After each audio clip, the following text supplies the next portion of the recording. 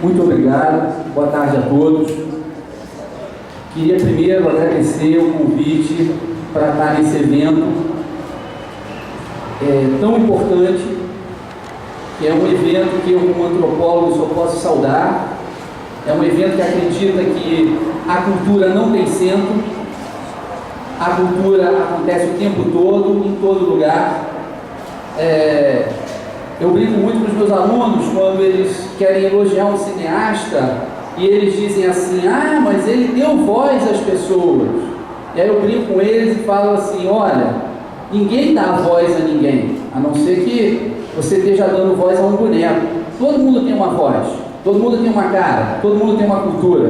O que esse cineasta pode fazer é ir lá para ouvir qual é a voz, ir lá para conhecer, ir lá para aprender. Então acho que a FLUP é uma experiência de mão dupla, né? Ninguém vem aqui para ensinar. Eu, por exemplo, não gosto de ensinar nada. Eu gosto de aprender. E aí, que nem na sabedoria do Facebook, quando você aprende uma coisa bacana, o que você faz? Você compartilha e vê se o pessoal curte, né? Então o que eu vou fazer hoje não é ensinar nada para ninguém, mas tentar compartilhar alguma coisa, né? Mas na verdade eu vim aqui pedir ajuda. Será que eu posso contar com a ajuda de vocês? Eu tenho que pagar uma dívida. É uma dívida pesada, difícil. Tem muitos anos que eu estou querendo pagar essa dívida. Eu estou tendo chance de pagar, mas vou precisar da ajuda de vocês. Para começar, eu queria fazer uma experiência. Queria que vocês me acompanhassem numa experiência. Não vai doer no corpo. Pode ser que doa na alma, mas no corpo não vai doer. Isso eu tenho certeza. É o seguinte: a gente fala que fulano de tal é branco. A gente fala que cicrano ou beltrana é preto ou preta. Não existe maior mentira. E eu vou provar isso para vocês. Essa é a experiência.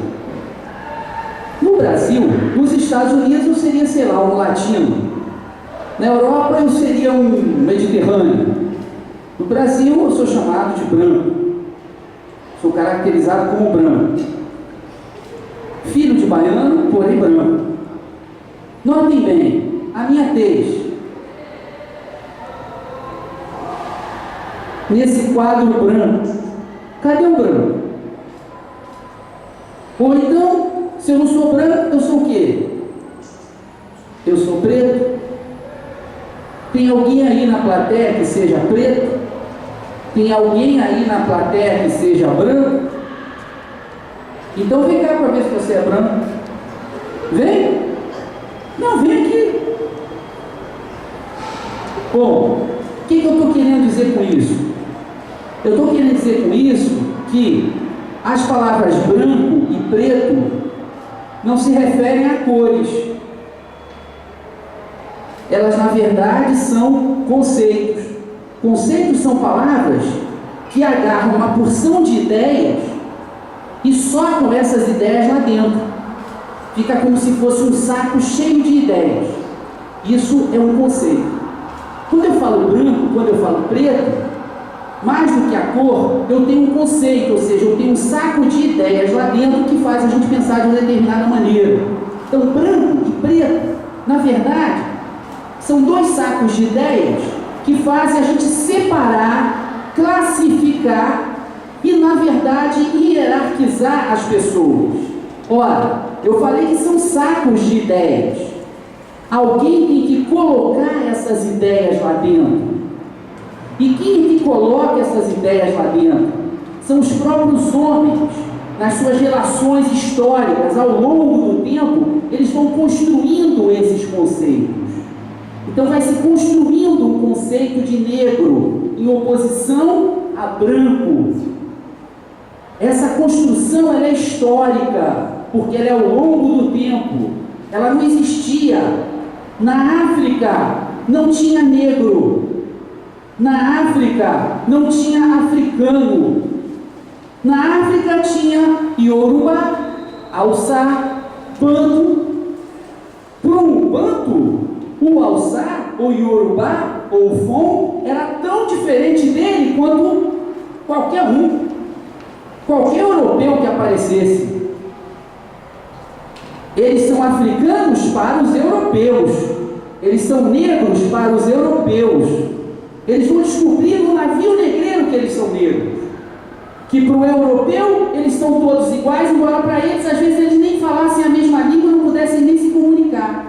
Então foi um saco de ideias que foram sendo colocadas, e esse saco foi fechado, ele foi amarrado, e a gente passou a ter que carregar esses sacos nas costas, pesados, que separam a sociedade brasileira e que dizem, não só a sociedade brasileira, o branco é isso, o preto é aquilo. E para construir uma sociedade carregando esses sacos pesados é muito difícil. Ora, sobre quem eu vou falar hoje? Eu vou falar sobre Gilberto Freire, um pernambucano que começou a desamarrar esses sacos, que começou a tirar o que tinha lá de dentro e examinar e dizer: isso que tem aqui não é verdade, isso que tem cá é falso. Temos que esvaziar esses sacos e reconstruir totalmente a ideia que a gente tem desse país, para que a gente possa efetivamente construir o país. Bom, esse foi o aquecimento. Agora a gente começa com o PowerPoint. Tem que apagar a luz para vocês poderem ver. Então eu vou falar para vocês de Gilberto Freire, que nasceu em 1900 em Recife, Pernambuco, e que escreveu um livro chamado Casa Grande e Senzala. Tá dando para ver, né, moçada? Com essa luz. Se eu ficar no escuro não tem problema nenhum não, porque eu não sou muito bonito, então não tem problema. Aqui eu chamo a atenção para uma coisa. Apareceu já um trechinho do Casa Grande e Senzala do Gilberto Freire no filme, falando da contribuição africana, de tudo que os africanos trouxeram e deram para a nossa sociedade, para a nossa história, para quem nós somos. E eu chamo a atenção nesse título, que o título é grande, né? Casa Grande e Senzala. Casa Grande é onde moravam os senhores, os proprietários, os donos dos escravos. Olha só como as palavras são sacos. Não existem escravos. Não existiram escravos. Existiram homens que foram submetidos através da violência à condição da escravidão. Isso não impediu que eles continuassem a ser homens e mulheres integralmente, que sonhavam, que pensavam, que refletiam e que criavam. Mas aquele que os escravizou nunca os transformou em escravos. Eles não se transformam em nada, eles continuam seres humanos na condição da escravidão. Aqueles que os haviam reduzido à condição da escravidão pensaram realmente que eles não eram tão humanos quanto eles brancos, ou até mesmo, no limite, pensavam que eles não eram humanos, que eles eram peças, que eles eram mercadorias. Mas qual é a ironia? É que ser humano é ser humano, na Vila Cachoeirinha ou na Avenida Paulista, usando tênis de marca ou com chinelo gasto, é ser humano igual. E aí aconteceu a coisa mais improvável e mais sensacional da história do Brasil. Qual foi? Aquele que foi trazido como peça, aquele que foi trazido como mercadoria, aquele que era tratado como coisa, se tornou o grande mestre. Trouxe para o Brasil maneiras de falar, maneiras de pensar, maneiras de ver o mundo, maneiras de se vestir. E o Gilberto Freire foi um cara que percebeu isso. Então ele dizia assim: Se fosse o Gilberto Freire aqui falando, falaria muito melhor do que eu, mas uma coisa que ele poderia dizer é apontar para esse sujeito aqui e dizer: você é africano, você é africano, você é africano, você é africano, você é africano, a senhora é africana, todos nós no Brasil somos africanos. E aí Gilberto Freire provaria. Por que eu digo que você é africano? Você. Alguém ficou ofendido de ser chamado de africano? Mas ele prova. O português do Portugal é falado assim, com a boca fechada e as palavras explodirem, saindo da boca como se fossem bombas. É muito duro. É um português falado de maneira rígida, severa até. O português do Brasil é malandrear, de boca aberta, meio musical, cheio de bingo, carinho, cafuné, inclusive palavras africanas, como mostra o filme, para expressar o nosso sentimento. Cafuné e bingo parecem expressar melhor até do que carinho, né? Carinho parece ser até uma palavra dura, perto de bingo, cafuné. Imagine como comparar nádegas com bunda, não é? Você não vai dizer, você tem umas nádegas lindas. Você não sabe nem que tipo de teologia é esse, não é? Então, se nós falamos como o africano falava português. O Gilberto Freire dizia: o africano adoçou o português. Ele tirou a ossatura. O português ficou molengo, ele ficou macio. É como se ele tivesse submetido o português a uma massagem com óleo tropical. Então todos nós somos africanos, sim, né? na nossa adoração, né? Pela bunda, por exemplo, na nossa maneira de falar, nas nossas comidas, na nossa visão de mundo. Então aquele que veio como peça, olha só, está presente em cada um de nós. Nós andamos como ele. Nós desejamos como ele, nós falamos como ele, a nossa cultura está toda ela marcada por isso, não é? A nossa música está toda ela marcada por isso, o nosso ritmo, que a música das diferentes, né, nações africanas, era marcada pelo ritmo, mais o ritmo do que a melodia. A melodia já era mais caracteristicamente europeia. Quando chegou aqui, houve uma coisa maravilhosa. Por quê? Quem é que tocava o sino da igreja? Gente, teve um francês chamado Jean-Baptiste Debré. E ele veio para cá pouco depois da chegada da família real. Ele chegou em 1816, vai fazer 200 anos que ele chegou. Ele chegou deprimido. O filho dele tinha morrido na guerra, ele já estava com mais de 50 anos. Isso na época, mais de 50 anos era sentença de morte. Já estava para morrer no dia seguinte, né? Que era um ancião. E o Debré chegou aqui, foi contratado para ser pintor da família real portuguesa. PowerPoint, vai. Foi contratado para ser pintor da família real portuguesa. Então ele chega aqui, ele tinha que exaltar o Império Português e a grande obra que Portugal estava fazendo no Brasil. O Debré, que não era bobo, só lançou o livro dele quando ele já tinha voltado para Paris. E os portugueses chiaram tremendamente, falaram: pô, mas o livro que você lançou só tem negro no livro? Só tem escravo no livro? A gente pensou que você fosse falar da gente. E o que ele fala, na verdade, dos brancos? Através de imagens e também de escrita. Tem uma cena que é sensacional do Debré. Parece que eu estou indo longe, mas eu vou voltar. Eu sou assim meio maluco, passeio, vou lá, volto, né? Desculpa, é o que tem para hoje, né? Então o Debré pintou a seguinte cena. Aqui, dois negros, ou seja, vamos usar a categoria correta, não é? Um saco realmente cheio de coisa verdadeira dentro. Dois negros não, dois seres humanos, histórica e sociologicamente caracterizados naquela época como negros.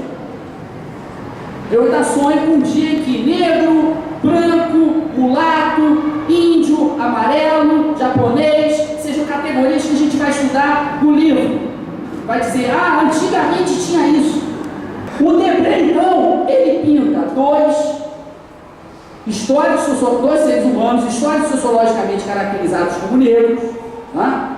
Ou seja, apenas pessoas com uma pigmentação mais escura em relação a outras pessoas, e pronto, mais nada, né? E mais claras em relação a outras também, porque, né? Tem várias gradações de cor. Esses dois seres humanos, de pigmentação mais escura, eles estão numa oficina, que na verdade é uma barbearia, é um lugar onde eles sangravam as pessoas, porque se acreditava que isso era benéfico para a saúde, né? Eles afiavam facas, enfim, era uma loja de 1.001 utilidades. E tem uma placa dizendo todas as coisas que eles faziam. Era depois do almoço. Aonde estavam os portugueses nessa hora? Não estou falando mal dos portugueses. Minha mãe é portuguesa. É a questão do sistema econômico daquela época e social. Aonde estavam os portugueses? Dormindo, tirando a cesta. Tem um português acordando, sentado, frente à janela, tirando a touca. Eles chamam uma negra que vende doce, mas esse desgraçado português, nem para comprar o doce da mulher, histórico-sociologicamente caracterizada como negra, ele serve. Ele chama a negra para saber fofoca. Olha só, lá na casa do teu patrão, da tua patroa, ouvi dizer que a patroa brigou com o patrão, expulsou ele para a casa de campo. O que está havendo lá? Enquanto ele está fazendo fofoca, os dois históricos sociologicamente negros estão afiando a navalha para cortar o cabelo, fazer a barba do pessoal, ou afiando a navalha de que alguém que deixou a navalha ali para eles afiarem. Ou seja, eles estão trabalhando. E o Debré comenta, mas aí, gente, essa vai doer. O Debré comenta o seguinte: esses, muito antes até do Darcy Ribeiro e do Gilberto Freire, ele diz, esses são os verdadeiros brasileiros. Vai ser em cima do trabalho dessas pessoas que se construiu uma nação. Então, se eu fosse considerar histórico-sociologicamente negro ou preto, ou seja lá o que quisessem me chamar, né, no sentido ou com a vontade de diminuir, eu ia falar, sim, e meus antepassados construíram o Brasil. E isso que você está vendo, o que tem de bom, o que foi construído e a existência da nação foi garantida pelo trabalho dos meus antepassados. Eu não gosto de estimular essas pendências. E os seus estavam fazendo o quê? Estavam dormindo, né? Estavam tirando a cesta. Porque se a gente acreditar no Debré, é exatamente isso. E aí a gente volta para o Gilberto Freire. Então, o Gilberto Freire fala o seguinte: o negro era responsável por tudo. Tudo. Por exemplo, temos que decorar uma igreja, temos que pintar uma igreja, o negro vai pintar. Tem que bater o sino da igreja, o negro vai bater. Tem que fazer uma apresentação de música para o rei e a rainha, no casamento do rei e da rainha. Quem vai tocar? O negro. E aí é que surge a cultura brasileira. Por quê? O negro vai pegar aquela música europeia, para a gente pegar o exemplo da música, ele pega aquela música europeia e ele vai tocar no ritmo dele, no ritmo africano. E vai ser mal barato. Não tem samba na África, não, gente. Não tem.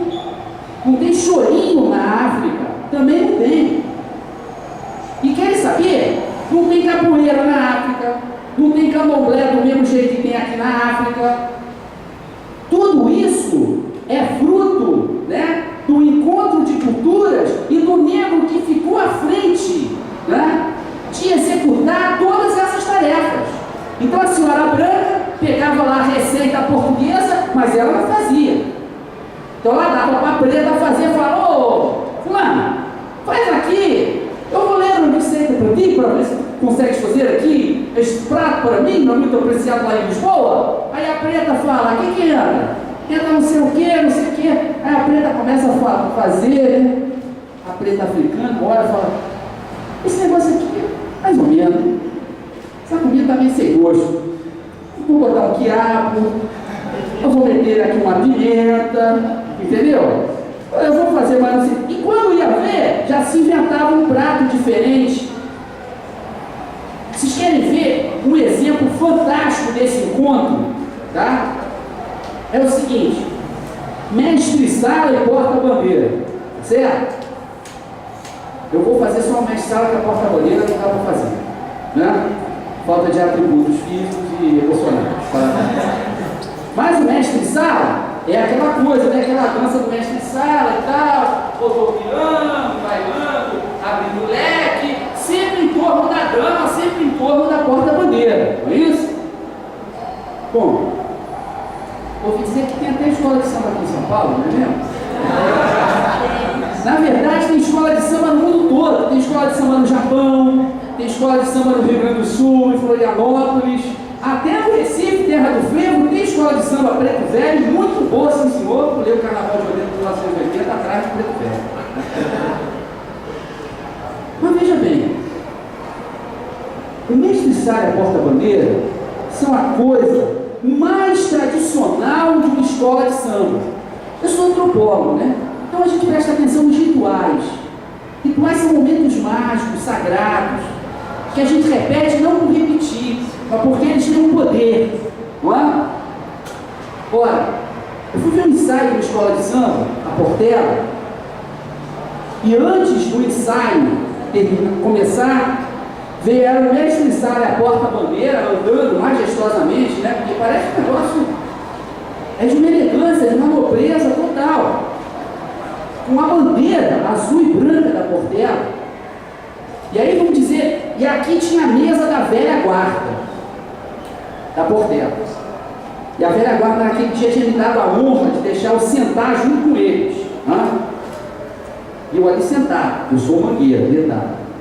E aí eles pediram que cada um dos membros da velha guarda beijasse a bandeira da Portela.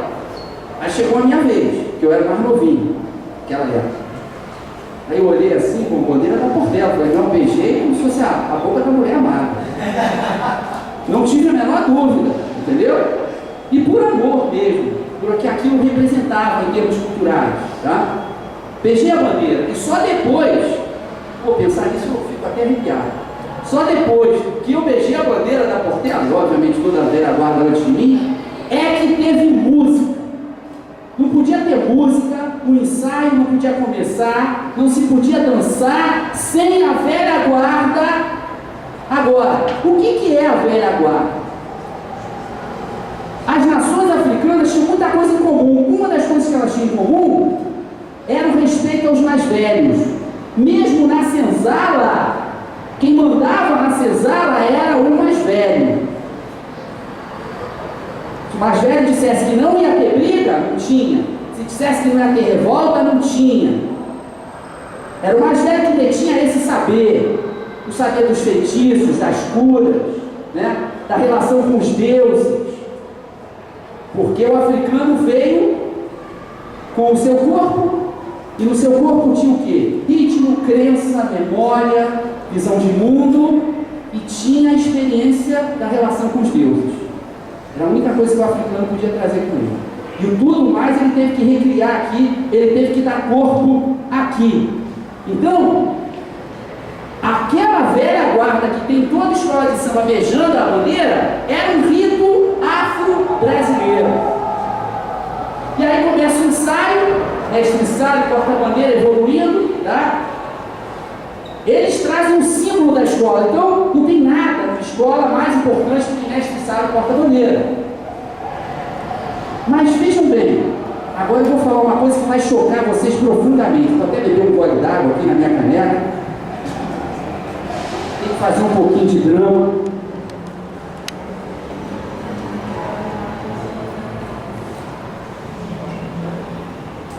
Mestre-sala e porta-bandeira são proibidos de sambar. Pelo regulamento oficial do samba, mestre-sala e porta-bandeira não sambam. Pode puxar da memória. Já viu o mestre-sala? Ele só fica naquele outro movimento né, de dança. Isso aqui não é? Pode ter ritmo, mas não é o samba no pé. E a porta-bandeira a mesma coisa. Por que será? Enigma.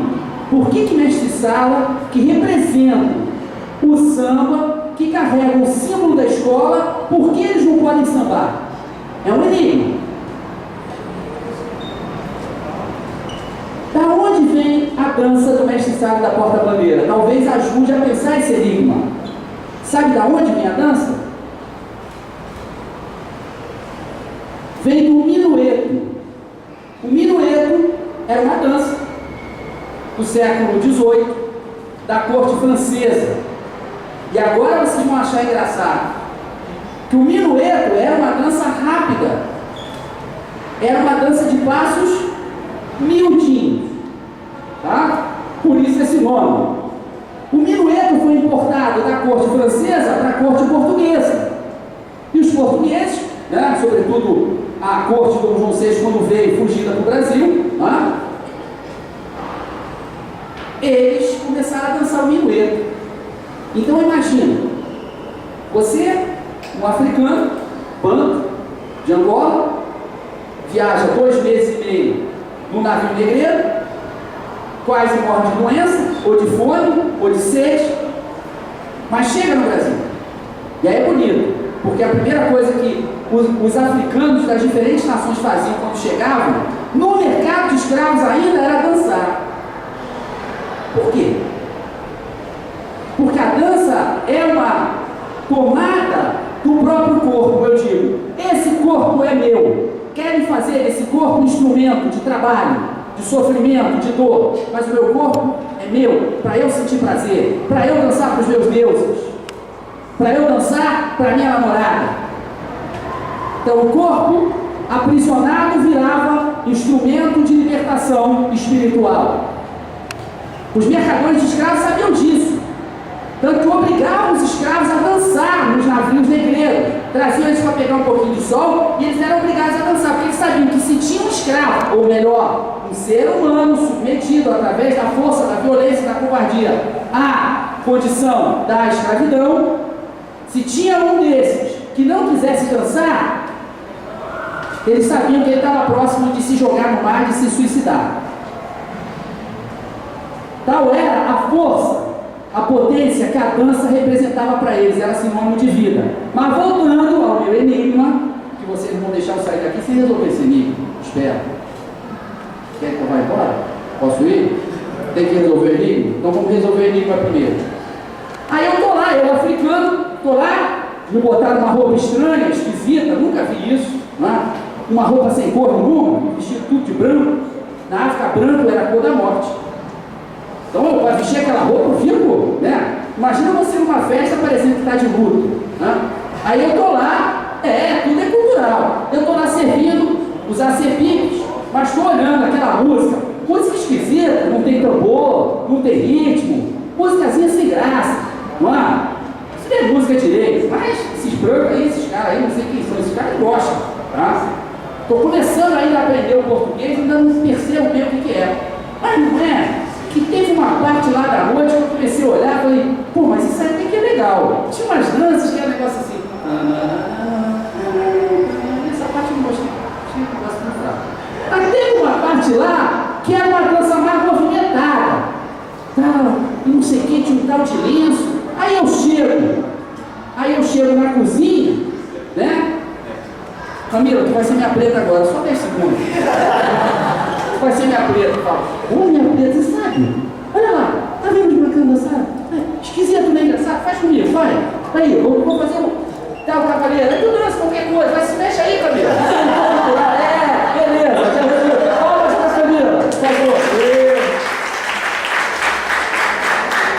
Não precisa ter o time do cara rolando, não basta ser produtor cultural, tem que rebolar. Então, e aí ele levou para a senzala. Aí chegou de noite na senzala, depois de um dia alucinante, mas ele continuava a ser ser humano.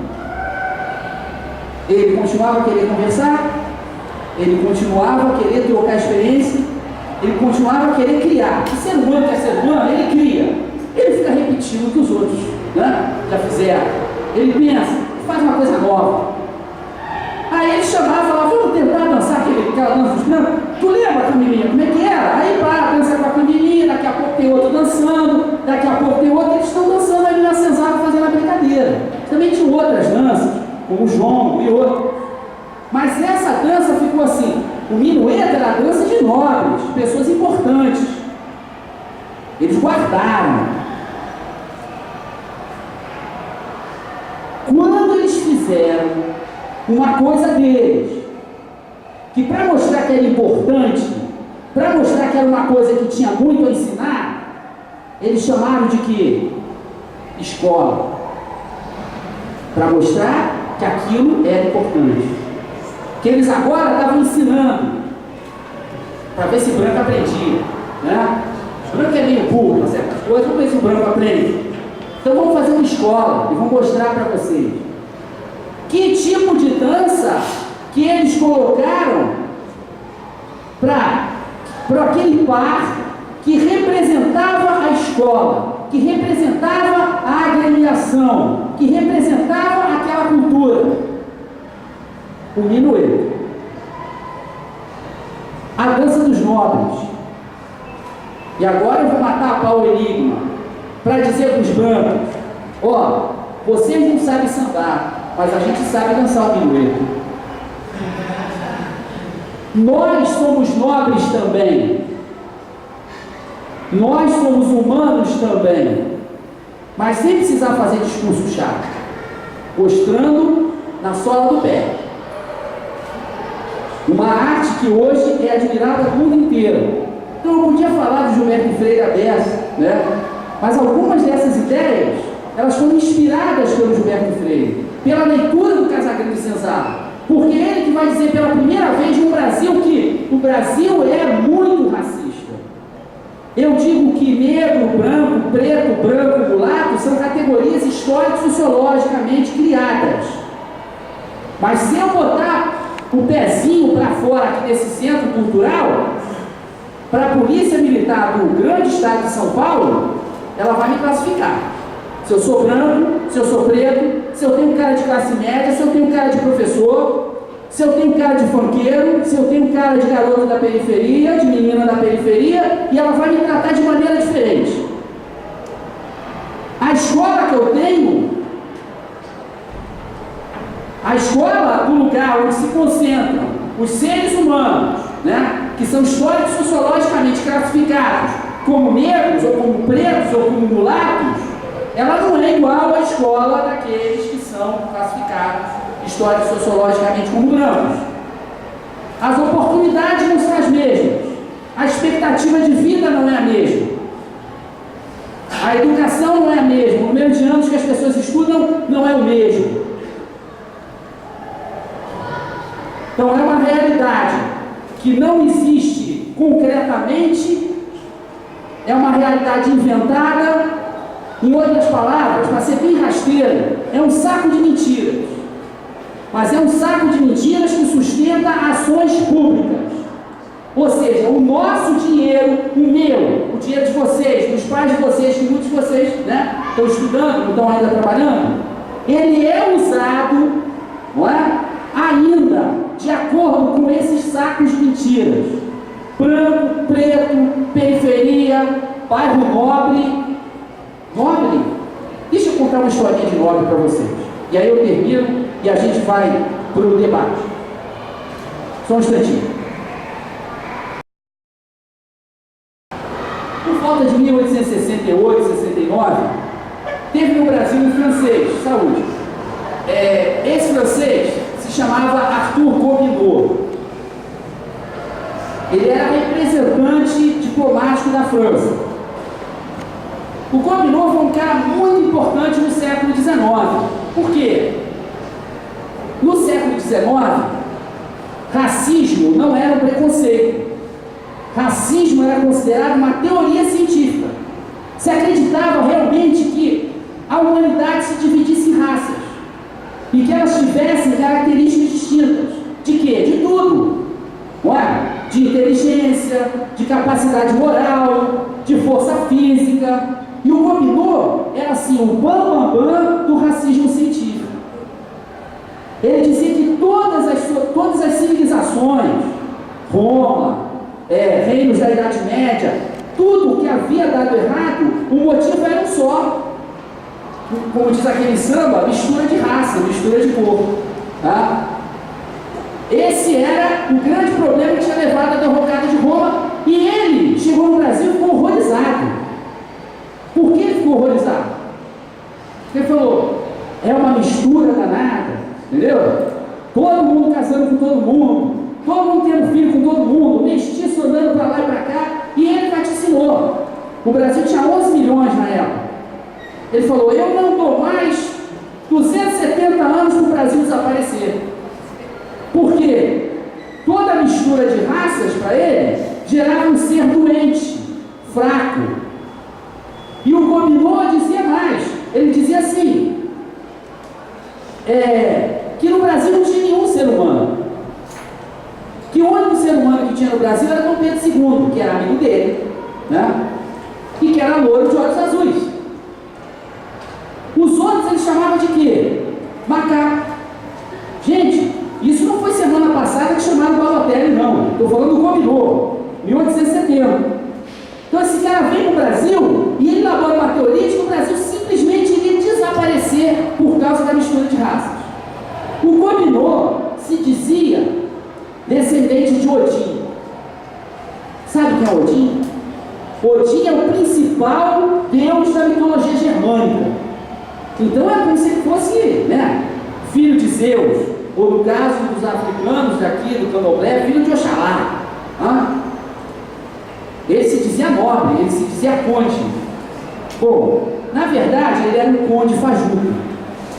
Embora ele dissesse que só tinha macaco aqui, não é que ele se apaixona por uma macaquinha, não é?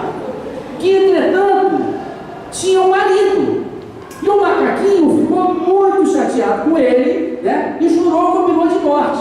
Aí o conde Gobineau, né, descendente de Odin, foi pedir, pelo amor de Deus, proteção ao Dom Pedro II, embarcou no navio seguinte e, graças a Deus, nunca mais voltou ao Brasil. Mas acontece que as ideias do Gobineau ficaram aqui. E há menos de 100 anos atrás, ainda tinha gente, em 1929, repetindo que o mestiço era inferior, dizendo inclusive que, se o cara é louco, se ele é doente, não sei o que, sífilis, não tem que esterilizar, porque é raça inferior, não é? E não vai produzir boa coisa. Eu vim aqui, estou inclusive sendo pago. Eles não deveriam saber disso, não, mas eu tenho tanto prazer de estar aqui que eu estaria até de graça. Agora é tarde, vou depositar na minha conta, também não vou reclamar, né? Eu estou aqui para apresentar o Gilberto Freire. Vocês vão dizer, como você falou muito pouco do Gilberto Freire. Tudo o que eu falei foi inspirado no Gilberto Freire. E para terminar, quer dizer, porque o Gilberto Freire, ele desata um grande nó em que estavam amarrados esses sacos de branco e de preto, ao dizer, não, o preto não foi raça inferior, coisíssima nenhuma.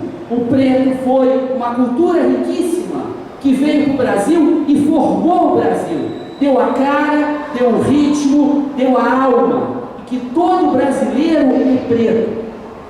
E não vai haver prova em contrário. Muito obrigado.